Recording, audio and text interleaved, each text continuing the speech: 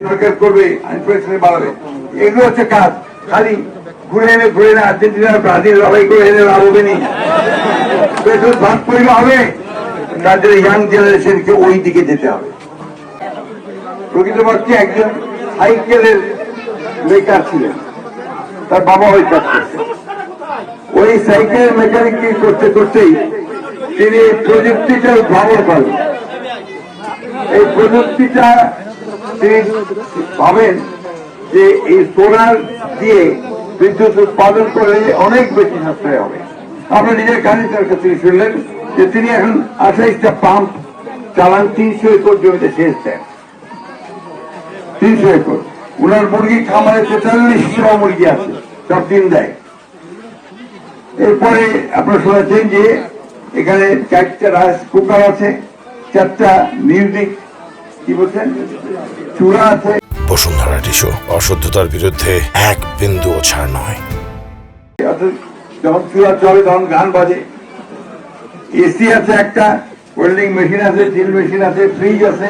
অর্থাৎ এখানকার যাবতীয় বিদ্যুতের যে চাহিদা এটা উনি ওনার নিজের সোলার প্রজেক্ট দিয়ে ওনাদের সম্পন্ন করেন। আমি আশা করব আমাদের সাংবাদিক ভাইরা এটাকে অত্যন্ত বড় করে জাতির সামনে তুলে ধরবেন, এবং যাতে করে আমরা যারা সরকারি আছি আমরা সুযোগ পাই তার এই প্রজেক্ট থেকে ছড়িয়ে দেওয়ার জন্য।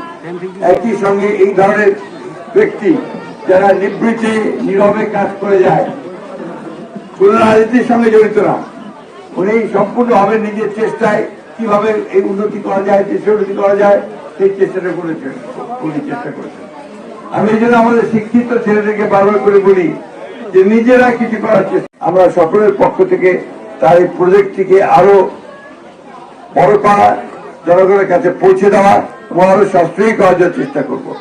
ব্যাংকেও তার লোন আছে, এই লোনটার ব্যাপারে আমরা কথা বলবো যে এই ধরনের কাজগুলোতে কম লোনে আপনার কম ইন্টারেস্টে যেন লোন দেওয়া যায় সেই কাজটা করা হয়েছে।